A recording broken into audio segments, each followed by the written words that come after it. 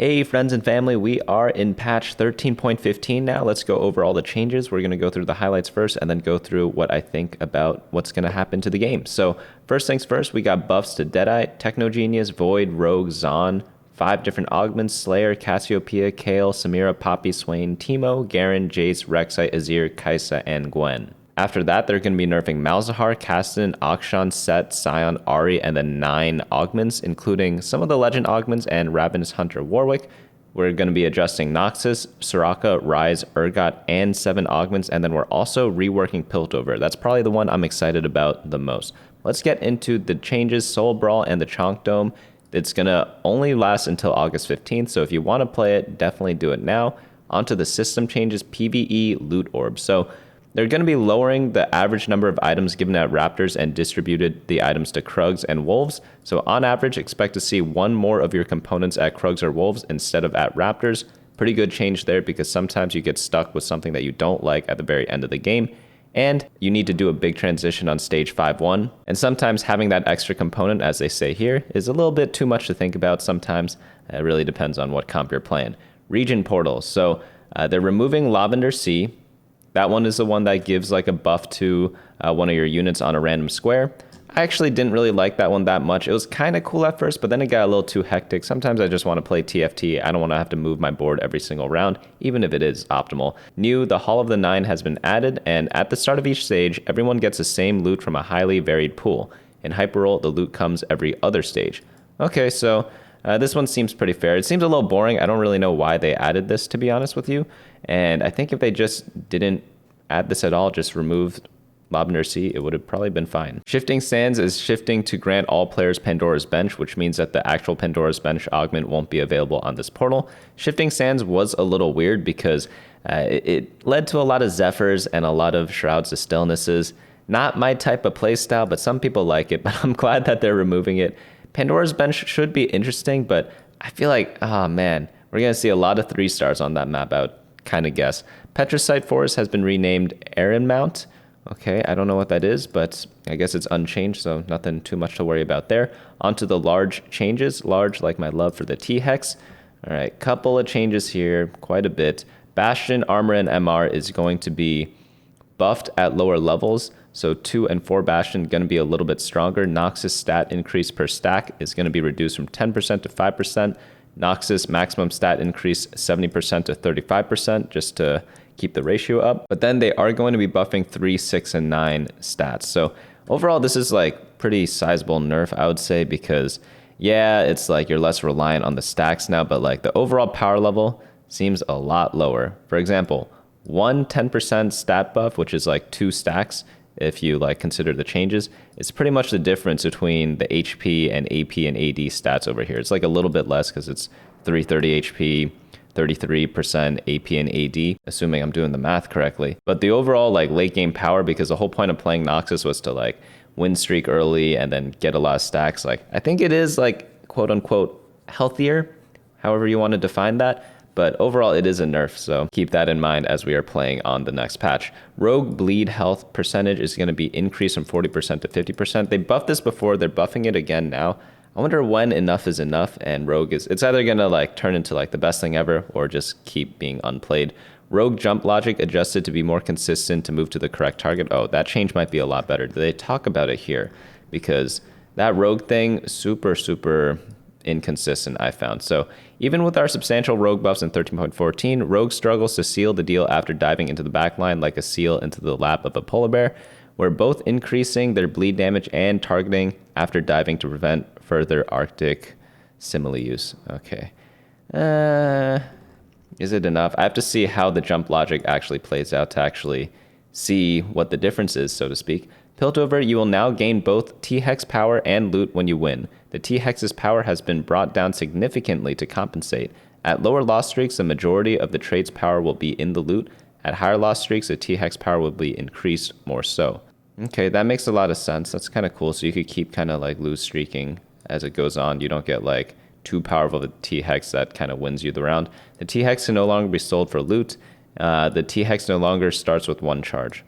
Piltover loot tables have been adjusted. I'm going to assume that this is like a net, like no change. It's just like pure rework, not so much sort of like buffing or nerfing it. But yeah, they're trying to remove the choice between selling the T-Hex and keeping it, which was like a weird decision. It was kind of cool. I think on paper it's a very cool thing to kind of have, but I think in practice it just feels bad kind of selling it. T-Hex base armor and MR is going to be buffed up.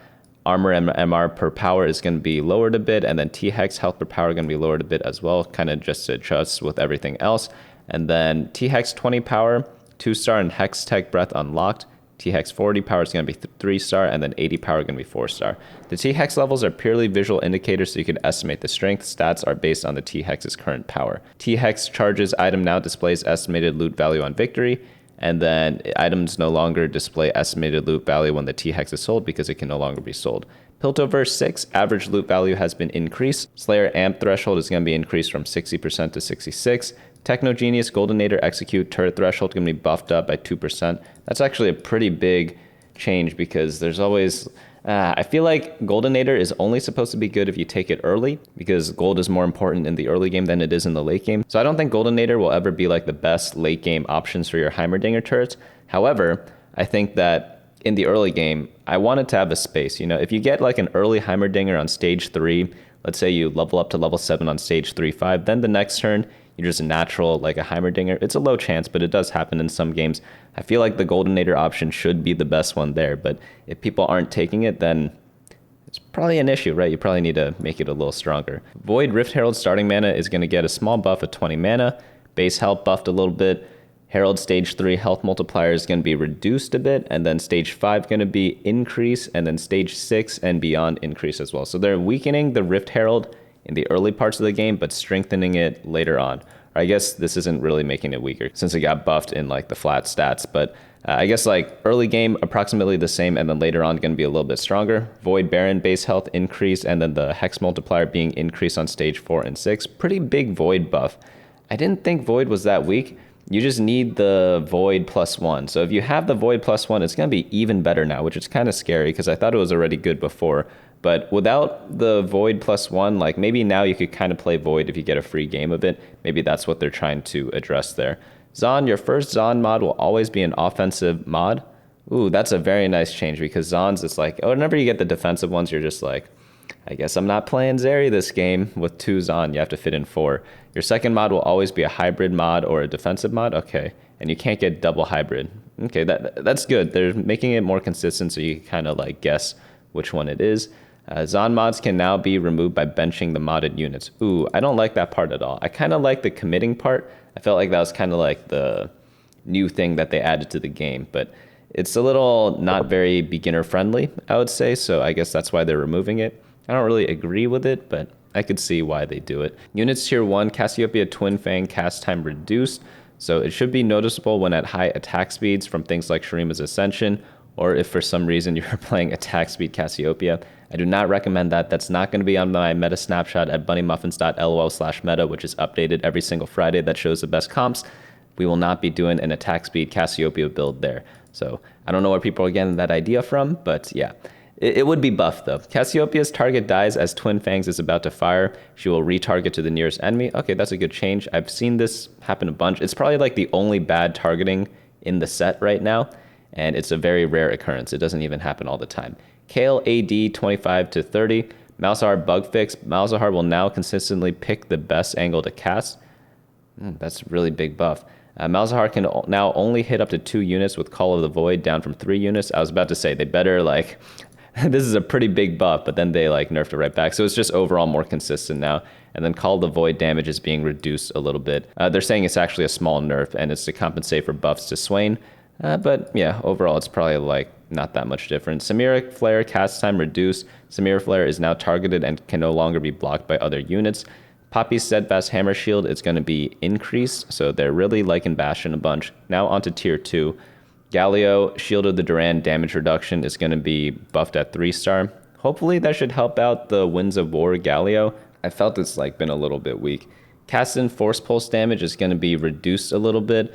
Set Facebreaker damage is going to be reduced a little bit as well. Soraka's Astral Infusion Empowered Heal going to be nerfed. Yeah, Soraka's a very strong unit in the last patch, but they're adding more damage, so less healing. More damage. Let's see what they wrote out here. So with our nerf for Soraka's healing and our mid-patch update for 13.14, we're looking to continue down the road of reducing her healing while also opening up the potential for her as a viable supportive carry. Emphasis on the carry part. I don't really think there is such a thing as a supportive carry. Maybe they mean secondary carry. Is that what they mean? Because I don't think supportive carry is ever a thing. They're either like the strongest thing in the world or the weakest thing in the world. You could see this in old sets where maybe like Orianna, when she was a 4-cost unit that gave like a shield and damage, it's like she was never the main carry. And when she was just completely broken.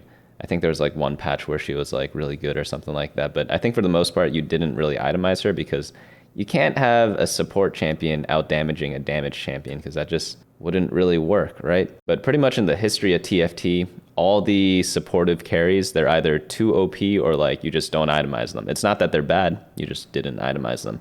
But maybe there is a sweet spot. It's just going to be difficult to achieve, in my opinion. Swain max mana buff is going to be changed from 40 out of 80 to 30 out of 70. Demon Flare bonus health is going to be buffed up a little bit at 2 and 3 star.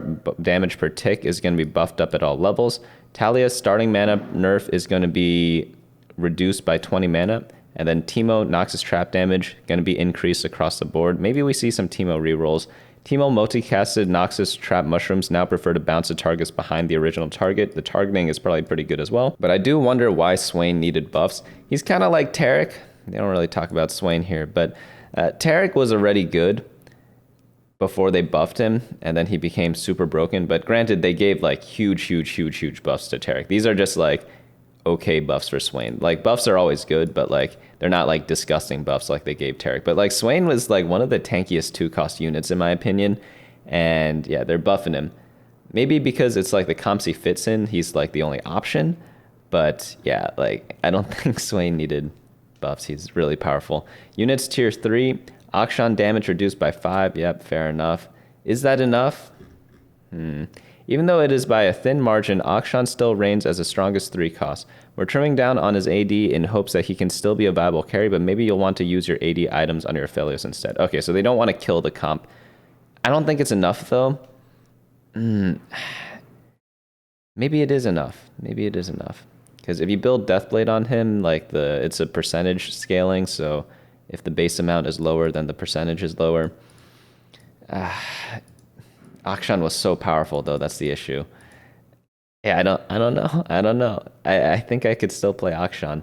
Garen Judgment damage per tick is going to be buffed up a little bit. Yeah, Garen's kind of forgotten a little bit. He's like underrated, but like he's still not very good. Jace's Acceleration Blast now tracks its target. If Jace's target dies while he's beginning his cast of Acceleration Blast, he will retarget to the nearest enemy.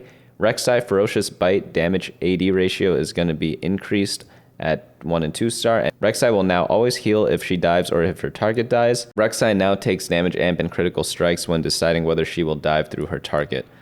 I didn't know she didn't. Oh, was that a bug or something like that? Yeah, I kind of agree with the rationale here, but this seemed more like a bug or something like that. Units tier 4, Azir Arise damage is going to be buffed up a little bit. Yeah, that's fair. Shurima, I thought it was fine. Like at the beginning of patches recently, the Azir comps seemed fine, but then like optimal comps just like outshined it.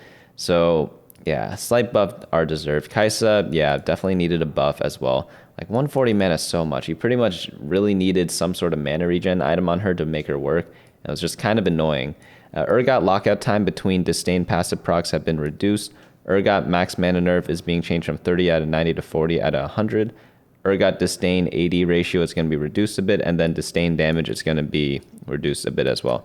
Was Urgot that powerful? Our Urgot adjustments increase his reliability as a carry via meaningful quality of life improvements. The faster procs mean faster mana regeneration since his procs count as attacks.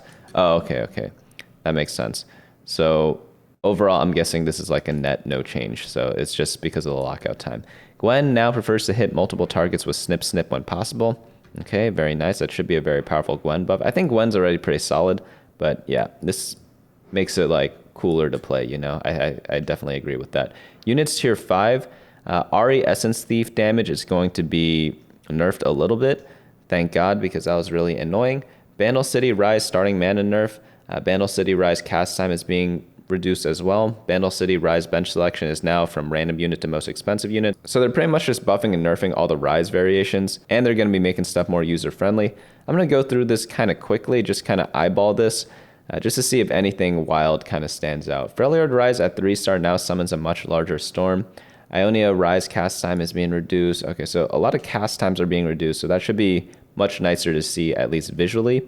And yeah, like this is a lot of different Rise changes. Honestly, there's not that much value going through all these because we're probably just going to play Rise if we get him 2-star, pretty much no matter what he kind of does. And you could always read it during the game if you actually need the Rise or not. But overall, I think like Rise is a pretty good unit to throw in like most comps. Scion Reanimation Health Decay is being changed from 12, 8, and 0% to 15, 10, and 0%.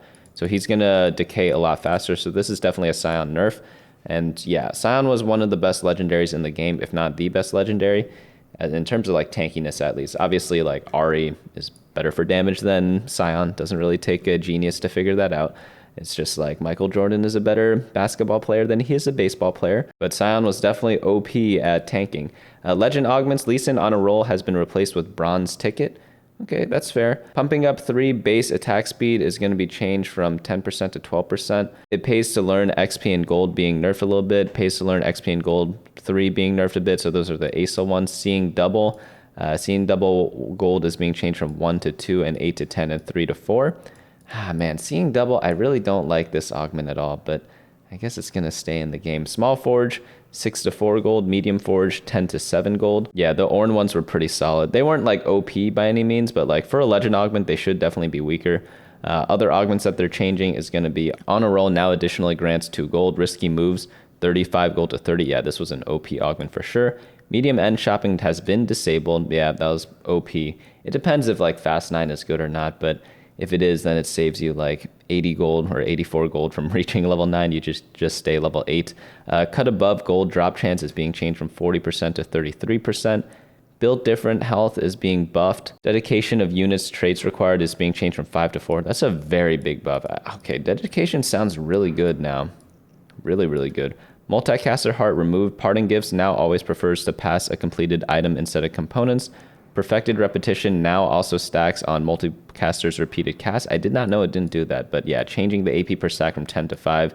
Repetition max AP 60 to 70, so pretty much it's like kind of going to be the same because of the multicaster's repeated cast thing. But I guess if you go 4 multicasters, they could get like even more stuff.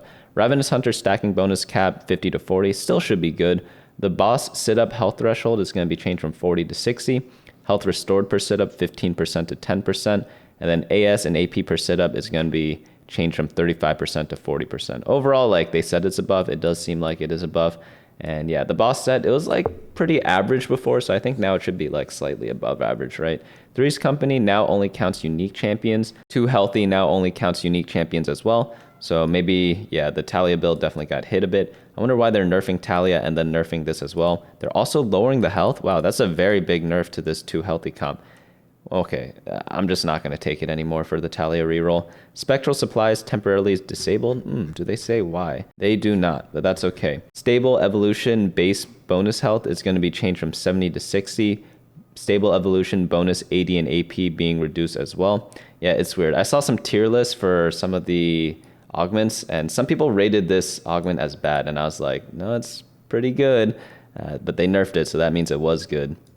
Interesting. I will be updating my augment tier lists on Saturday, sometime this weekend, Saturday or Sunday, so definitely look out for that in case you want to like find out a little bit more about what augments are good or bad. Noxus Crown grants an Infinity Edge. It's now being changed to grants a Sparring Glove. That's a big nerf, but like well deserved. This was one of the best augments ever. Shadow Owl grants Static Shiv is being changed to Tear of the Goddess. Same thing. These two are like the 2 best crown augments by far, and like yeah, you better nerf them a lot. The thing is, the Shadow Owl one, I think, is a little bit too big of a nerf because the whole point was that you got a Callista with the Static Shiv.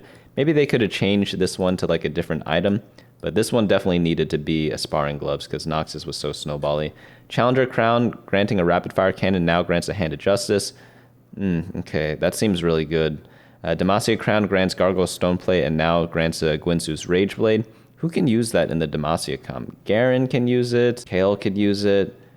That's pretty much it, right? Of course, that isn't counting one of the Demacia crown holders. I'm just talking about Demacia units in general, but this should be a pretty big buff. Shurima crown granting a Bloodthirster is being changed to Protector's Vow. That's a really big buff because you just get a best in slot item for Jarvan, which is always run in the Shurima comp. Slayer crown grants a Bloodthirster change to Titan's Resolve. Yeah, that's a pretty good, interesting change. Juggernaut, Titan's Resolve to Bloodthirster, and then Piltover grants a Zeke Herald, and now being changed to a Giant Slayer. What did they say about this? So we're taking a large balance pass on our crown augments with larger nerfs to both Noxus and Shadow Owl. We're making more power neutral adjustments to the rest of them to grant you more usable items for your crown comps. For adjusted crown augments, you should feel good about slamming these items right away, as well as having a late game option to use these items. These are not necessarily buffs for the augments, but they'll definitely make them more intuitive and easy to use. Yeah, I was kind of thinking the same way. I think they are like small buffs for some of them. But yeah, usability definitely there. Yeah, Bloodthirster and Shurima, like, who uses Bloodthirster and Shurima? Like, Nasus kinda, but like, are you really going Nasus carry? No, so the Vow's a lot better. Slayer, you already have healing, so Bloodthirster, even though it's probably still going to be built in a lot of cases, Titan's Resolve is a little more flexible. And then Juggernauts, this could go either way. I think this one's like pretty neutral. But onto items, Locket of the Iron Solari Shield being buffed, thank God.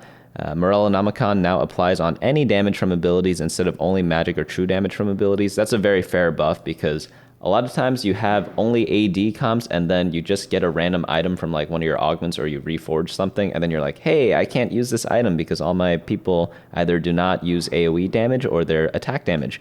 And now it's a little bit better. So that's cool. Expect it to be viable item on Ashe or even Senna for big AoE applications. Yeah, that could be really cool for sure.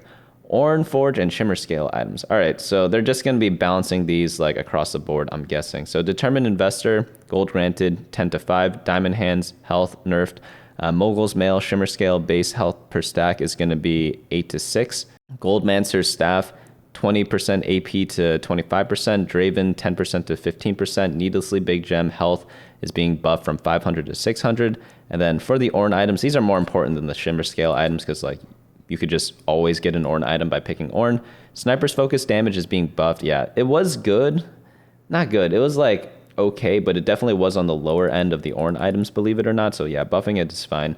Deathfire Grass, this one, that buffed, really? I thought this was really, okay, they nerfed it. I was about to say, I was like, I thought DFG was already good, but then I see this buff duration, and then they nerfed it here. So DFG bonus damage to marked target is being reduced from 50% to 35%. Eternal Winter Health 300 to 200. Probably still going to be good. Maybe not going to be the for sure the best, but definitely still going to be in the upper half, I believe. Hullbreaker, Armor, and MR is being changed from 30 to 40. That one's pretty good. It was like probably the second worst or something like that, so maybe now it should be more middle of the pack. Yeah, maybe. I always like Hullbreaker in general, but it's just really weird to use because there aren't many users that could use all of the stats that it kind of gives. But I think overall, like, yeah, pretty decent. Maybe buff this one a little more. I don't know. Yeah, it's tiny buffs here and there. Some of the Ornn items are very specialized, so they're really bad in general, but on some certain situations, they're really good, so you can't like just buff them randomly or nerf them randomly.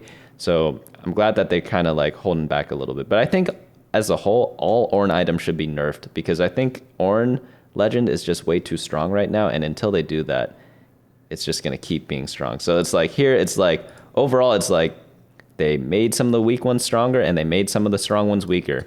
What does that mean overall to Ornn? Not much because you still get the Ornn item. I get it. They nerfed some of the other Legend augments, like they nerfed small and medium forge, but like who cares? You don't have to take them. You could just re-roll them. But the main power of picking Ornn, I believe at least, is in getting the Ornn item early. But yeah, what do I know? Small changes, small like the chances of getting 3-star 4 costs. So this is a lie. All my opponents get this, but for some reason I'm not. I'm just kidding. I saw one of my friends play and like, yeah, he just hits them all the time. I don't know how. He doesn't get it when I'm not watching him, but when I do watch him, he just gets it every time. I don't know. Aphelios Chakram AD ratio is being buffed at 3 star. Okay, so they're giving all 3-star 4-cost champions a buff. So Aphelios, Gwen, Kai'Sa, Lux, Shen are all being buffed at 3-star, I believe. Actually, Lux is getting nerfed a little bit, but like, I mean, if you get it, like, it's still very powerful, right? But they're adjusting based on like their win rates, I'm assuming, for all of these. You're not going to get these that often, so it's not going to really change anything. Augments blinding speed now also grants a magnetic remover. Oh, thank you, thank you, thank you. Okay, so all the prismatic augments that give 2 items, they now give you a remover, which is really nice because I'm in this situation all the time where I'm like, yeah, I could use those items, but my Kai'Sa's already got 3 items, so I don't really want to get items for her. Or like my 3-star Maokai already has like Protector's Vow and Redemption, so it's like Impenetrable Bulwark, probably like don't need it, you know? There are always like weird situations where you have like too many items on your characters already that like you can't really use the items that these give, even if they are like quote unquote like the best items for them, maybe depending on the game. But yeah, adding the remover definitely very welcome. Game modes, hyper roll, frequent flyer, rerolls needed to reduce cost per roll is being changed from 10 to 15, return on investment 22 to 28. I'm very surprised they didn't buff return on investment or frequent flyer in the regular game mode because I feel like those augments are so weak. I was watching a very good player, like one of the best players on the server, play recently, and he was playing a reroll comp. And then on stage 4-2, he was about to reroll everything, and he gets the return on investment augment in his shop. And he had like a lot of gold, so he probably could have procced it, but he still rerolled it to get other stuff instead. And we were making a joke afterwards because we were like, yeah, it's like, that's the only time that this augment could even be remotely usable, but we're still going to pass on it because it's just not that great. And yeah, they probably need to buff it. Bug fixes, burnt out. Due to a critical bug, we've temporarily disabled the mana burn augment. It was always good. Maybe it was just because of the bug? I don't really know. I just thought it was good because you get a shroud in the late game. Buried Treasures no longer states that it grants 0 gold in its tooltip. Ghost of the Void. Void now works correctly on Ghost Army. Critical Strike Chance tooltip now clarifies that excess crit strike is converted to bonus crit damage. Warlord's Palace tooltip now correctly displays the reroll cost as 1 gold. Fix a bug where you could be offered multiple hero augments. Oh, one of my friends got this, and she pretty much got the Warwick and Set augment, and she was saying, like, I'm going to do both Warwick and Set reroll, but then apparently the Warwick augment stopped working. I don't know if that's, like, intended or if it was just a bug. And yeah, like I guess this fixes it. Maybe it's completely unrelated, who knows, but it's just a story I saw recently. Fix a bug where Freljord Rise could chill and stun CC immune targets. Ari no longer targets the furthest unit on the board with Essence Theft when her current target dies. Risky move augments player damage now happens instantly instead of after a minor delay. Toss Cutlery, fix a bug where the component offered by Salvage Bin could be a spatula. Items and consumables can no longer be used on a champion in the Godwillow's Grove during combat. Fix a bug where Nox Cryo would grant double the item bonus to units on away boards. That's pretty funny. Wait, I encountered this bug. I was in a game and I was stage 2-6 and I was on a 4-game win streak looking for my 5th game winner. And this person was actually on a lose streak looking for his 5th game loser. And I just lost to a ZZRot portal, giving double ZZRot spawns when it died. And then I was like, what the hell? And the person was like, oh, wow, it bugged.